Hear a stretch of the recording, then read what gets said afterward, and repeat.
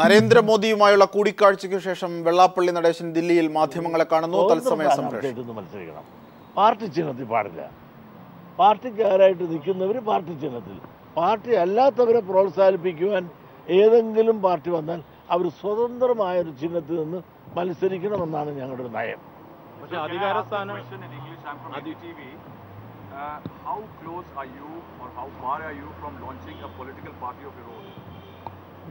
എന്താണ് പുള്ളി ഉദ്ദേശിച്ചത് എനിക്ക് മനസ്സിലായി.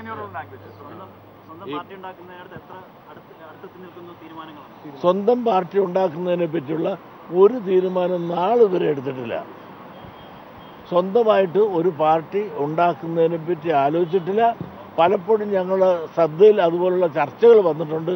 പക്ഷെ അങ്ങനെ ഒന്ന് ഉണ്ടാക്കുമെങ്കിൽ SNDP യോഗം ഒരു പാർട്ടി ഉണ്ടാക്കത്തില്ല. പലപ്പോഴും ആവർത്തിച്ച് ഞാൻ പറഞ്ഞിട്ടുണ്ട്, SNDP യോഗം ഒരു പാർട്ടി ഉണ്ടാക്കത്തില്ല. SNDP യോഗത്തിനകത്ത് എല്ലാ പാർട്ടിയിൽപ്പെട്ട ആളുകളും മെമ്പറായിട്ടുള്ള ഒന്നാണ് SNDP യോഗം.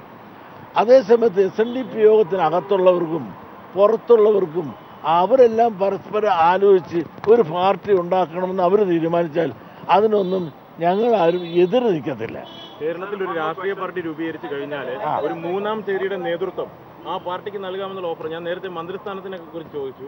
അങ്ങനെ ഒരു ഓഫർ വന്നാലും തള്ളിക്കളയില്ല. മൂന്നാം ചേരി ഇന്ന് കേരളത്തെ സംബന്ധിച്ചിടത്തോളം ഒരു മൂന്നാം ചേരിക്കുള്ള സാധ്യത കാണുന്നുണ്ട്.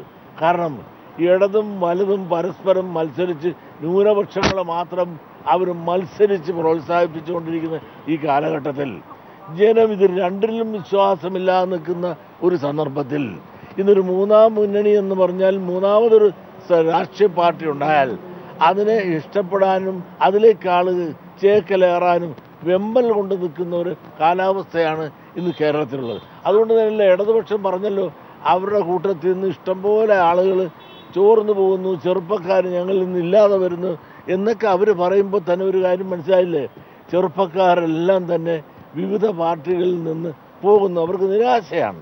കാരണം അവർ നിന്ന പാർട്ടിയിൽ നിന്ന് ഒരു ഗുണവും ചെയ്യുന്നുമില്ല, അവരൊന്നും പ്രവർത്തിക്കുന്നുമില്ല.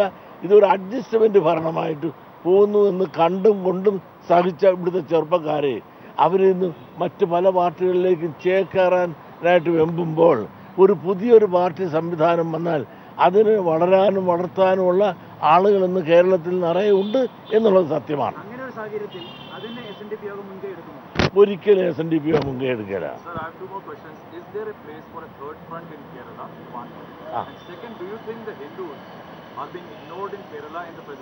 കാരണം ഒരു തേർഡ് പാർട്ടിക്ക് ഉള്ള സാധ്യത അവിടെയുണ്ട്.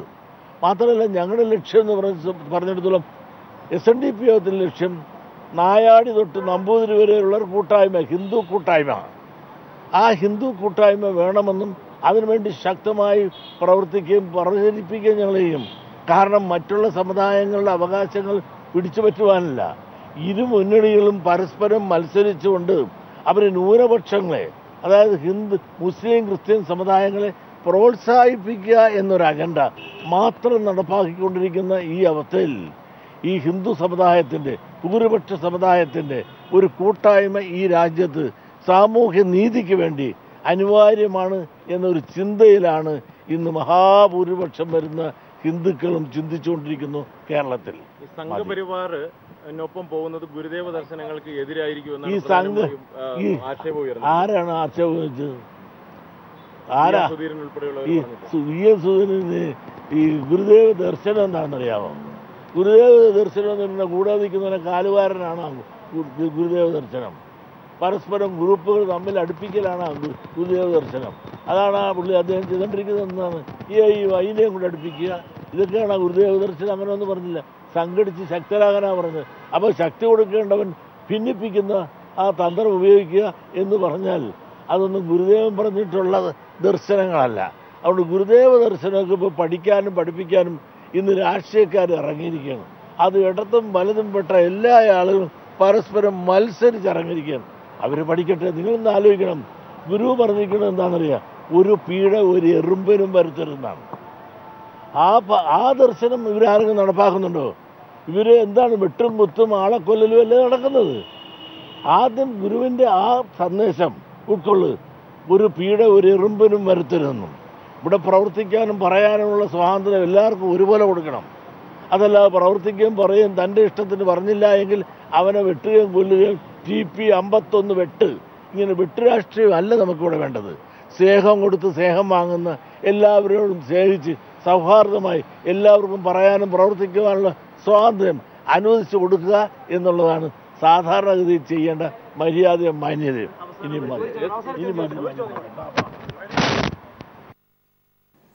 കേരളത്തിൽ മൂന്നാം ചേരിക്കുള്ള രാഷ്ട്രീയത്തിന്റെ നേതൃത്വം SNDP ഏറ്റെടുക്കും എന്ന വ്യക്തമായ സൂചന നൽകുന്ന വാക്കുകളാണ് വെള്ളാപ്പള്ളി നടേശൻ നൽകിയത്. വെള്ളാപ്പള്ളിക്കെതിരായ VSന്റെ ആരോപണം ശരിയെന്ന് പിണറായി വിജയൻ. ഭക്ഷണത്തിൽ പോലും വർഗീയത കലർത്തുന്നത് ആപത്കരമാണെന്നും പിണറായി പറഞ്ഞു. പ്രവാസികളുടെ പ്രശ്നത്തിൽ LDF സജീവമായി ഇടപെടുമെന്നും പിണറായി വിജയൻ കുവൈറ്റിൽ പറഞ്ഞു. വെള്ളാപ്പള്ളി നേരത്തെ ചില കാര്യങ്ങളിൽ BJPയുടെ സഹായം തന്നെ സ്വീകരിച്ചിട്ടുണ്ടല്ലോ. അതിൻ്റെ നന്ദിയാണല്ലോ പലപ്പോഴും പ്രകടിപ്പിച്ചുകൊണ്ടിരിക്കുന്നത് കാണും നമ്മൾ. അന്ന് ഉയർന്നു വന്ന ആരോപണങ്ങൾ എന്തായിരുന്നു? ഞങ്ങൾ ഇക്കാര്യത്തിലൊന്നും വ്യക്തിപരമായിട്ട് അധികം പോകാറില്ല, ഇപ്പോൾ ഞാൻ പോകുന്നില്ല. പക്ഷേ VS പറഞ്ഞതിൽ എന്താ തെറ്റ്? നാട്ടിലാകെ അറിയാവുന്നൊരു കാര്യം VS എടുത്ത് പറഞ്ഞു എന്ന് മാത്രമേ ഉള്ളൂ. അതിനകത്ത് വേറെ പ്രശ്നങ്ങളൊന്നുമില്ല. സംവരണ വിരുദ്ധ നീക്കങ്ങളെ ചെറുക്കാൻ SNDPക്കോ മുസ്ലിം ലീഗിനോ താല്പര്യമില്ലെന്ന് CPIM സംസ്ഥാന സെക്രട്ടറി കോടിയേരി ബാലകൃഷ്ണൻ. പാവങ്ങളുടെ താല്പര്യമല്ല SNDPയും ലീഗും ഉയർത്തിക്കാട്ടുന്നത്. RSS നിലപാട് ചാതുർവർണ്ണ വ്യവസ്ഥയെ സ്ഥാപിക്കാനുള്ളതാണെന്നും കോടിയേരി ബാലകൃഷ്ണൻ തിരുവനന്തപുരത്ത് പറഞ്ഞു. സംവരണം എടുത്തു കളയുന്നതിനുള്ള നീക്കങ്ങളെ ശക്തമായി ചെറുക്കാൻ CPIM സംസ്ഥാന സെക്രട്ടേറിയറ്റ് തീരുമാനിച്ചു. SNDP, മുസ്ലിം ലീഗ് തുടങ്ങിയ സംഘടനകൾ സമുദായത്തിലെ മേൽത്തട്ടുകാരുടെ താല്പര്യമാണ് സംരക്ഷിക്കുന്നതെന്ന് കോടിയേരി പറഞ്ഞു. SNDP നേരത്തെ സംവരണത്തിന് വേണ്ടി ശക്തമായി നിലകൊണ്ടൊരു പ്രസ്ഥാനമാണ്. ഇന്ത്യൻ യൂണിയൻ മുസ്ലിം ലീഗ് സംവരണ സംരക്ഷണത്തിന് വേണ്ടി നിലകൊണ്ടൊരു പ്രസ്ഥാനമാണ്. എന്നാൽ സംവരണത്തിനെതിരായിട്ട് ഉള്ള പ്രശ്നങ്ങൾ ഇപ്പോൾ ഉയർന്നു വരുമ്പോൾ ഇത്തരം സംഘടനകൾ ഇടപെടുന്നില്ല. ഇന്ന് സംവരണത്തിൻ്റെ കാര്യത്തിൽ നേരത്തെ എടുക്കുന്നത് പോലുള്ള താല്പര്യം ഈ സംഘടനകൾ സ്വീകരിക്കാത്തത്, ഈ സംഘടനകളെല്ലാം ആ സമുദായത്തിലെ ക്രിമിലെയർ വിഭാഗത്തെ പ്രതിദാനം ചെയ്യുന്ന നേതൃത്വമാണ്. വെള്ളാപ്പള്ളിയെക്കുറിച്ചുള്ള VSന്റെ വിമർശനം പ്രതിപക്ഷ നേതാവെന്ന നിലയിൽ കിട്ടിയ വിവരങ്ങളുടെ അടിസ്ഥാനത്തിലാണെന്ന് കോടിയേരി പറഞ്ഞു. അദ്ദേഹം ജനറൽ സെക്രട്ടറി ആയതിനു ശേഷം SN ട്രസ്റ്റിൻ്റെ കീഴിലും SNDP യോഗത്തിൻ്റെ കീഴിലും ഉള്ള കോളേജുകളിൽ നടത്തിയ നിയമനത്തിൽ, വിദ്യാർത്ഥി പ്രവേശനത്തിൽ ഓരോരുത്തരുടെ കയ്യിൽ നിന്നും വാങ്ങിയ തുക എത്രയാണ് അതൊന്ന് പരസ്യപ്പെടുത്തിയാൽ മതി. എന്നാൽ ഈ സംശയങ്ങളെല്ലാം തന്നെ ദൂരീകരിക്കപ്പെടുമല്ലോ. ആര് പറയുന്നതാണ് ശരി എന്നുള്ളത് മനസ്സിലാക്കാൻ ഈ ഒറ്റ കാര്യം ചെയ്താൽ കാര്യങ്ങളാക്കി വ്യക്തമാവും. ബാർ കേസിലെ അട്ടിമറി ശ്രമങ്ങൾ കോടതി പരാമർശത്തിലൂടെ വ്യക്തമാവുകയാണ്. മൂന്നാറിൽ തോട്ടമുടമകൾക്ക് അനുകൂലമായ സമീപനമാണ് സർക്കാർ സ്വീകരിക്കുന്നത്. വിഭാഗീയതയുണ്ടാക്കാനുള്ള തോട്ടമുടമകളുടെ ശ്രമങ്ങൾ തൊഴിലാളികൾ തിരിച്ചറിയണമെന്നും കോടിയേരി പറഞ്ഞു. News bureau, Thiruvananthapuram. ശ്രീനാരായണ ദർശനങ്ങളെ കാവ്യ പുതപ്പിക്കാൻ അനുവദിക്കില്ലെന്ന് കാനം രാജേന്ദ്രൻ. സമുദായ നേതാക്കൾ എന്തു പറഞ്ഞാലും അണികൾ ഇടതുപക്ഷത്തിനൊപ്പമാണെന്നും കാനം പറഞ്ഞു. അതേസമയം SNDPയുടെ രാഷ്ട്രീയ ലക്ഷ്യം പൂർണ്ണ പരാജയമാണെന്നാണ് മുൻകാല അനുഭവമെന്ന് KPCC പ്രസിഡന്റ് VM സുധീരനും പ്രതികരിച്ചു. നിർഭാഗ്യവശാൽ ശ്രീനാരായണ ധർമ്മം പരിപാലിക്കാൻ ബാധ്യതപ്പെട്ട ചില ആളുകൾ എന്തെങ്കിലുമൊക്കെ വ്യക്തിപരമായ നേട്ടങ്ങൾ തങ്ങൾക്കുണ്ടാകുമോ എന്ന ശ്രമത്തിൻ്റെ ഭാഗമായി ഇപ്പോൾ അമിത്ഷായും ആളുകളുമായി ചർച്ച ചെയ്യാൻ പോകുന്നതായി മാധ്യമ വാർത്തകൾ കാണുന്നുണ്ട്. വലിയൊരു അജണ്ട സംഘപരിവാർ വെച്ചതായിട്ടാണ് കാണുന്നത്. സംഘപരിവാർ ആ തരത്തിലുള്ള അജണ്ട വെച്ചാൽ കേരളത്തെ സംബന്ധിച്ചിടത്തോളം അതൊന്നും കേരളത്തിൻ്റെ മണ്ണിൽ വിലപ്പോവില്ല എന്ന് ഏറ്റവും മിതമായ ഭാഷയിൽ പറയാൻ ആഗ്രഹിക്കുകയാണ്. ബാർക്കോഴക്കേസിൽ അന്വേഷണ ഉദ്യോഗസ്ഥൻ സുകേഷിനെ തള്ളി വിജിലൻസ് അഭിഭാഷകൻ. SP സുകേഷിന്റെ അന്വേഷണത്തിൽ പൂർണ്ണ തൃപ്തിയില്ലെന്നും സുകേഷിന്റെ മുൻകാല ചരിത്രം പരിശോധിക്കണമെന്നും വിജിലൻസ് അഭിഭാഷകൻ. വിശ്വാസമില്ലെങ്കിൽ ഉദ്യോഗസ്ഥനെ മാറ്റാത്തതെന്തെന്ന് കോടതിയുടെ മറുചോദ്യം. കേസ് റിപ്പോർട്ട് ചെയ്യുന്നതിൽ നിന്നും മാധ്യമങ്ങളെ വിലക്കണമെന്ന പ്രോസിക്യൂഷൻ വാദം കോടതി അംഗീകരിച്ചില്ല. നീണ്ട 4 മണിക്കൂർ വാദത്തിനിടെ വിജിലൻസിന്റെ അഭിഭാഷകൻ വക്കം ശശീന്ദ്രൻ 11 വട്ടം വെള്ളം കുടിച്ചു. വിജിലൻസിന് വേണ്ടി ശക്തിയുക്തം വാദിച്ചെങ്കിലും നിരത്തിയ വാദങ്ങൾ പലതും ബൂമറാങ് പോലെ ശശീന്ദ്രന് നേരെ തിരിച്ചു വന്നു. മാധ്യമങ്ങൾ തൻ്റെ വാക്കുകൾ തെറ്റായിട്ടാണ് റിപ്പോർട്ട് ചെയ്യുന്നതെന്നും അതിനാൽ മാധ്യമങ്ങളെ കോടതി നടപടികൾ റിപ്പോർട്ട് ചെയ്യുന്നതിൽ നിന്ന് വിലക്കണമെന്നും ശശീന്ദ്രൻ ആവശ്യപ്പെട്ടെങ്കിലും കോടതി അംഗീകരിച്ചില്ല. കഴിഞ്ഞ ദിവസം കോടതി വിജിലൻസിനെതിരെ നടത്തിയ രൂക്ഷ പരാമർശങ്ങളിൽ അതൃപ്തി രേഖപ്പെടുത്തിയ ശശീന്ദ്രൻ വിചാരണ വേളയിൽ വിശകലനം ചെയ്യേണ്ട തെളിവുകളിലേക്ക് കോടതി ഇപ്പോൾ കടക്കുന്നതെന്തിനെന്നും ചോദിച്ചു. കൃത്യമായ തെളിവുകൾ ഇല്ലാതിരുന്നിട്ടും മാണിയെ പ്രോസിക്യൂട്ട് ചെയ്യാവുന്നതാണെന്ന് സുകേശൻ എന്തുകൊണ്ടാണ് പറഞ്ഞതെന്ന് അദ്ദേഹത്തിൻ്റെ മുൻകാല ചരിത്രം പരിശോധിച്ചാൽ മനസ്സിലാവുമെന്നും ശശീന്ദ്രൻ കോടതിയെ അറിയിച്ചു. അന്വേഷണ ഉദ്യോഗസ്ഥൻ്റെ നടപടിയിൽ പൂർണ്ണ തൃപ്തിയില്ലെന്ന വിജിലൻസ് അഭിഭാഷകൻ്റെ വാദം അമ്പരപ്പോടെയാണ് കോടതി മുറി കേട്ടത്. ഈ ഘട്ടത്തിൽ ഇടപെട്ട കോടതി അങ്ങനെയെങ്കിൽ എന്തുകൊണ്ട് സുകേശനെ മാറ്റുന്നില്ലെന്നും ഇക്കാര്യം പ്രതിഭാഗമാണ് ഉന്നയിച്ചതെങ്കിൽ തങ്ങൾക്ക് മനസ്സിലാകുമായിരുന്നുവെന്നും പറഞ്ഞു. കേസ് ഡയറി അടക്കമുള്ള രഹസ്യരേഖകൾ സ്വകാര്യ അഭിഭാഷകരുടെ പക്കലെത്തിയത് തെറ്റായി പോയെന്ന് ഒടുവിൽ വിജിലൻസ് അഭിഭാഷകൻ കുറ്റസമ്മതം നടത്തി. അന്വേഷണ ഉദ്യോഗസ്ഥനും വിജിലൻസ് ഡയറക്ടർക്കും കേസ് അന്വേഷണത്തിൽ തുല്യ പ്രാധാന്യമെന്ന വിജിലൻസ് വാദം കോടതി വീണ്ടും നിരാകരിച്ചു. അഴിമതി നിരോധന നിയമത്തിലെ 7-ാം വകുപ്പ് ചുമത്താൻ പണം ആവശ്യപ്പെട്ടില്ലെങ്കിലും സ്വീകരിച്ചു എന്ന് തെളിയിക്കാൻ കഴിഞ്ഞാൽ മതിയെന്നും കോടതി വാക്കാൽ പരാമർശം നടത്തി. കേസിൽ ബിജു രമേശിന്റെ വാദം ഈ മാസം 5-ന് ആരംഭിക്കും. നിയമകാര്യ ലേഖകൻ ആനന്ദിനൊപ്പം എസ് ജീവൻകുമാർ, തിരുവനന്തപുരം. ബാർ കോഴ കേസിൽ കോടതിയുടേത് വിചാരണ വേളയിലുള്ള പരാമർശം മാത്രമാണെന്നും അത് വിവാദമാക്കേണ്ട കാര്യമില്ലെന്നും മുഖ്യമന്ത്രി.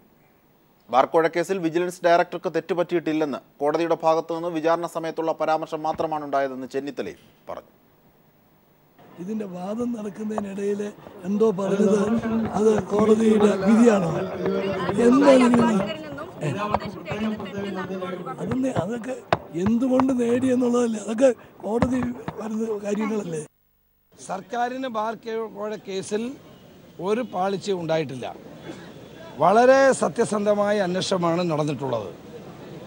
ഇത് ഇപ്പോൾ വന്നുകൊണ്ടിരിക്കുന്നത് വാദത്തിനിടയിൽ വരുന്ന ചില പരാമർശങ്ങളോ ചോദ്യങ്ങളോ മാത്രമാണ്. വിജിലൻസിൻ്റെ ഡയറക്ടർ ശ്രീ വിൻസെൻ്റ് പോൾ ഒരു ഘട്ടത്തിലും ഈ കേസിൽ ഇടപെട്ടിട്ടില്ല. പക്ഷേ നിയമപരമായി അദ്ദേഹത്തിലുള്ള അധികാരങ്ങൾ അദ്ദേഹത്തിന് എല്ലാ കേസുകളിലും സ്വീകരിക്കുന്നത് പോലെ മാത്രമേ ഈ കേസിൽ സ്വീകരിച്ചിട്ടുള്ളൂ. മന്ത്രിസഭയിലെ തർക്കം പൊതുവേദിയിൽ വെളിപ്പെടുത്തി മന്ത്രിമാർ. റവന്യൂ ഭൂമി ഏറ്റെടുക്കലിൽ തിരുവഞ്ചൂരുമായി തർക്കമുണ്ടെന്ന് അടൂർ പ്രകാശ്. റവന്യൂ ഭൂമി ഏറ്റെടുക്കാൻ വനം വകുപ്പ് ഉത്തരവിറക്കിയെന്നും പാവങ്ങളുടെ ഭൂമി പുറംവാതിലൂടെ കൊണ്ടുപോകാൻ അനുവദിക്കില്ലെന്നും താൻ നിലപാടെടുത്തെന്നും അടൂർ പ്രകാശ് പരസ്യമായി വ്യക്തമാക്കി. അതേസമയം അടൂർ പ്രകാശ് നടത്തിയത് സത്യപ്രതിജ്ഞാ ലംഘനമാണെന്നും തർക്കങ്ങൾ വലുതാക്കുകയല്ല തീർത്തു പോവുകയാണ് ചെയ്യേണ്ടതെന്നും തിരുവഞ്ചൂർ തിരിച്ചടിച്ചു. നിങ്ങളുടെ മന്ത്രിയാണ്. ഇന്നലെ ക്യാബിനറ്റിൽ വെച്ച് ഒരു വലിയ തർക്കം വനം വകുപ്പ് മന്ത്രിയും അടൂർ പ്രകാശും തമ്മിൽ ഉണ്ടായി. അദ്ദേഹത്തിന് നന്നായിട്ട് അറിയാം. റവന്യൂ വകുപ്പിന് കൈവശമുള്ള ഭൂമി വനം വകുപ്പ് ഏറ്റെടുക്കുവാൻ വേണ്ടി ഞാൻ അറിയാതെ ചില ഉത്തരവുകൾക്ക് ഞാൻ പറഞ്ഞു സാധ്യമല്ല, അത് അനുവദിക്കുന്ന പ്രശ്നമില്ല. റവന്യൂ വകുപ്പിന് കൈവശമുള്ള ഭൂമി പാവപ്പെട്ട ആളുകൾക്ക്, ഒരിഞ്ച് ഭൂമി പോലും ഇല്ലാത്തവർക്ക് വിട്ടുകൊടുക്കുന്നതിന് വേണ്ടിയുള്ള നടപടികൾ ഞങ്ങൾ സ്വീകരിക്കാൻ വേണ്ടി തയ്യാറെടുപ്പ് നടത്തുമ്പോൾ അത് പുറംവാതിലൂടെ വനം വകുപ്പ് കൊണ്ടുപോകുന്ന കാര്യം അനുവദിച്ചു കൊടുക്കുന്ന പ്രശ്നമില്ല എന്ന് ഇന്നലെ ക്യാബിനറ്റിൽ വെച്ച് ഞങ്ങൾ ചർച്ചയിൽ ഒരു തർക്കമുണ്ടായിട്ടുണ്ട്. അതുകൊണ്ട് ഞാനതിൽ മന്ത്രിസഭയ്ക്കകത്ത് എന്തുണ്ടായി എന്നുള്ളത് ഞാൻ പറയുന്നത് തെറ്റാണ്. അതുകൊണ്ട് ഞാൻ അതിനെക്കുറിച്ച് പരാമർശിക്കുന്നതില്ല. അത് ഓത്ത് ഓഫ് സീക്രസി എടുത്ത ആളുകൾക്ക് അത് പറയാൻ കഴിയില്ല. നമ്പർ 1, തർക്കം തീർക്കാനല്ലേ നമ്മൾ ശ്രമിക്കേണ്ടത്. തർക്കം പ്രസിപ്പിറ്റേറ്റ് ചെയ്യുന്നതല്ലല്ലോ ഒരു ഗവൺമെൻറ്റിൻ്റെയോ ഒരു മന്ത്രിയുടെ ജോലി. ഞാൻ എൻ്റെ മുമ്പിൽ ഒരു തർക്കം വന്നാൽ ആ തർക്കം തീർക്കാനാണ് ഞാൻ ശ്രമിക്കുക. തർക്കം തീർത്തു പോകണം. എന്തെങ്കിലും അവരുടെ സീരിയസ് ആയിട്ടുള്ള ഇഷ്യൂ ഉണ്ടോ എന്നോട് നേരിട്ട് പറയാം. അല്ലാത്ത കാര്യമുണ്ടോ മുഖ്യമന്ത്രിയോട് പറയാം. ക്യാബിനറ്റിൽ നടക്കുന്ന കാര്യം പുറത്ത് പറയാതിരിക്കണം. ഇങ്ങനെയുള്ള പരസ്പരമുള്ള രൂപത്തിലാണ് അങ്ങനെ ഒരു ക്യാബിനറ്റ് സിസ്റ്റം ഓഫ് ഗവൺമെൻറ്റിന് മുന്നോട്ട് പോകാൻ പറ്റൂ. അതുകൊണ്ട് ആ ഓത്ത് ഓഫ് സീക്രസി ഉള്ളത് കൊണ്ട് ഞാൻ വേറെ ആളുടെ കാര്യം പറയുന്നില്ല, ഞാനത് പറയില്ല എന്ന് പറഞ്ഞു. സോളാർ കേസിലെ അന്വേഷണ സംഘത്തിലുണ്ടായിരുന്ന സിവിൽ പോലീസ് ഓഫീസർ നിജേഷിനെ പോലീസ് സേനയിൽ നിന്നും പുറത്താക്കിയ കാര്യം അറിയില്ലെന്ന് ആഭ്യന്തരമന്ത്രി രമേശ് ചെന്നിത്തല. മാധ്യമങ്ങളിലൂടെയാണ് ഈ വിവരം പുറത്തറിഞ്ഞത്. ഇക്കാര്യം പരിശോധിക്കുമെന്നും ചെന്നിത്തല പറഞ്ഞു. People TV impact. സോളാർ കേസുമായി ബന്ധപ്പെട്ട് അന്വേഷണ സംഘത്തിലുണ്ടായിരുന്ന ഒരു ഉദ്യോഗസ്ഥനെ സേനയിൽ നിന്ന് പിരിച്ചുവിട്ടു. അധികാര ദുർവിനിയോഗം എന്നാണ് പ്രതിപക്ഷം ആരോപിച്ചിരിക്കുന്നത്. ഈ തീരുമാനം പുനഃപരിശോധിക്കും. അത് എൻ്റെ അടുക്കൽ വന്നിട്ടുള്ള കാര്യമല്ല, ഞാനത് പരിശോധിക്കട്ടെ. ഇന്ന് ഞാനും വാർത്ത കണ്ടതേ ഉള്ളൂ. എനിക്ക് അതിനെപ്പറ്റി വിശദാംശങ്ങൾ അറിയില്ല. ഞാനത് അന്വേഷിക്കാം എന്താണ്. ബീഫ് വീട്ടിൽ സൂക്ഷിച്ചുവെന്നാരോപിച്ച് വർഗീയവാദികൾ തല്ലിക്കൊന്ന ദില്ലി സ്വദേശിയുടെ മരണത്തെക്കുറിച്ചുള്ള എഫ്ഐആറിൽ വൻ അട്ടിമറി. ബീഫ് എന്ന വാക്ക് പോലും ഉത്തർപ്രദേശ് പോലീസ് തയ്യാറാക്കിയ എഫ്ഐആറിൽ ഉണ്ടായിരുന്നില്ല. സംസ്ഥാനത്തെ കോർപ്പറേഷനുകളിലെയും സംവരണ വാർഡുകൾ പ്രഖ്യാപിച്ചതോടെ തിരുവനന്തപുരം കോർപ്പറേഷനും തെരഞ്ഞെടുപ്പ് പോരാട്ടത്തിനായി ഒരുങ്ങുകയാണ്. നഗര വികസന പദ്ധതികൾ അക്കമിട്ട് പറഞ്ഞും ഭരണ നേട്ടങ്ങൾ വിശദീകരിച്ചും കോർപ്പറേഷൻ ഭരണം വീണ്ടും ഉറപ്പിക്കാനുള്ള നീക്കത്തിലാണ് ഇടതുമുന്നണി. അതേസമയം UDF സർക്കാരിന്റെ ഭരണനേട്ടം ചൂണ്ടിക്കാട്ടി പുതിയ രാഷ്ട്രീയ അടവ് നയം സ്വീകരിച്ചും എങ്ങനെയും ഭരണം പിടിച്ചെടുക്കാനുള്ള പ്രവർത്തനങ്ങൾക്ക് UDFും തുടക്കമിട്ടിരിക്കുന്നു. തിരുവനന്തപുരം കോർപ്പറേഷൻ ഇടതുപാളയത്തിലായിട്ട് കാലങ്ങളേറെയായി. 2010 തെരഞ്ഞെടുപ്പിൽ ആകെയുണ്ടായിരുന്ന 100 സീറ്റുകളിൽ LDF 51 സീറ്റ് നേടി ഭരണം വീണ്ടും ഉറപ്പിക്കുകയായിരുന്നു. അന്ന് 41 വാർഡുകളിൽ CPIM-ഉം 7 വാർഡുകളിൽ CPI-യും വിജയിച്ചു. UDFന് 41-ഉം BJPക്ക് 6 സീറ്റുകളുമാണ് 2010 ലഭിച്ചത്. 2010 മുൻപുള്ള തെരഞ്ഞെടുപ്പുകളിൽ ഇടതുപക്ഷ ജനാധിപത്യ മുന്നണി മൃഗീയ ഭൂരിപക്ഷം നേടിയാണ് നഗരസഭയെ ചുവപ്പിച്ചത്. കഴിഞ്ഞ തെരഞ്ഞെടുപ്പിൽ കേവല ഭൂരിപക്ഷം ലഭിച്ചതുകൊണ്ട് തന്നെ ഇക്കുറി ശക്തമായ പോരാട്ടം നടത്തി സീറ്റുകളുടെ എണ്ണം കൂട്ടാനുള്ള പ്രവർത്തനത്തിലാണ് LDF. അതിനായി പുതിയ വാഗ്ദാനങ്ങളും കോർപ്പറേഷൻ നടപ്പാക്കിയ നഗരവികസന പദ്ധതികളും മാലിന്യമുക്ത നഗരപരിപാടികളും ഉൾപ്പെടെ നേട്ടങ്ങൾ അക്കമിട്ട് ഉയർത്തിക്കാട്ടും. ഏറ്റവും ഒരു കോർപ്പറേഷൻ വാർഡിൽ ഈ 5 വർഷക്കാലം കണ്ട് മാത്രമുള്ള തുക പരിശോധിച്ച് നോക്കിയാൽ ഏതാണ്ട് 7 കോടി രൂപയുടെ വികസന പ്രവർത്തനങ്ങൾ മിനിമം ഓരോ വാർഡുകളിൽ നടന്നിട്ടുണ്ടാവും എന്നുള്ള കാര്യത്തിൽ സംശയമില്ല. ഇതെല്ലാം വെച്ച് നോക്കുന്ന അവസരത്തിൽ വികസനത്തെ ആഗ്രഹിക്കുന്ന ജനങ്ങളെ സംബന്ധിച്ചിടത്തോളം വീണ്ടും കഴിഞ്ഞ വർഷത്തേക്കാൾ വൻപിച്ച ഭൂരിപക്ഷത്തോടു കൂടി ഇടതുപക്ഷ ജനാധിപത്യ മുന്നണിയെ അധികാരത്തിൽ കൊണ്ടുവരുന്നുള്ള കാര്യത്തിൽ യാതൊരു തർക്കവുമില്ല. സംവരണ വാർഡുകളുടെ രൂപം വന്നതോടെ മികവുറ്റ സ്ഥാനാർത്ഥികളെ രംഗത്തിറക്കിയാകും ഇരുമുന്നണികളും തെരഞ്ഞെടുപ്പിനെ നേരിടുക. അതേസമയം എങ്ങനെയെങ്കിലും തിരുവനന്തപുരം കോർപ്പറേഷൻ ഭരണം പിടിച്ചെടുക്കാനുള്ള തന്ത്രങ്ങൾക്കാണ് UDF പാളയം രൂപം നൽകുന്നത്. DCC പ്രസിഡന്റ് ഗോപകുമാർ: ഞങ്ങളെ സംബന്ധിച്ചോളം കോർപ്പറേഷൻ പിടിക്കുക, കോർപ്പറേഷൻ ഭരണം കിട്ടുക എന്നത് ജില്ലാ കോൺഗ്രസ് കമ്മിറ്റിയുടെ ഐക്യ ജനാധിപത്യ മുന്നണിയുടെ ഒരു വ്യക്തമായ ഒരു പദ്ധതിയാണ്. ആ പദ്ധതി ജനങ്ങൾ മുഴുവൻ ഞങ്ങൾക്ക് അനുകൂലമായി ചിന്തിക്കുന്ന അവസ്ഥയാണ്. 6 സീറ്റ് എന്നത് ഉയർത്താൻ BJPയും നീക്കം തുടങ്ങിയിരിക്കുകയാണ്. വർഷങ്ങളായി ഇടതുപക്ഷത്തിന്റെ ഉരുക്കുകോട്ട എന്നറിയപ്പെടുന്നതാണ് തിരുവനന്തപുരം കോർപ്പറേഷൻ. ഇക്കുറി ശക്തമായിട്ടുള്ള മത്സരമായിരിക്കും ഈ കോർപ്പറേഷനിൽ നടക്കുക. ക്യാമറാമാൻ കുമാറിനൊപ്പം സുനിൽ അരിമാനു.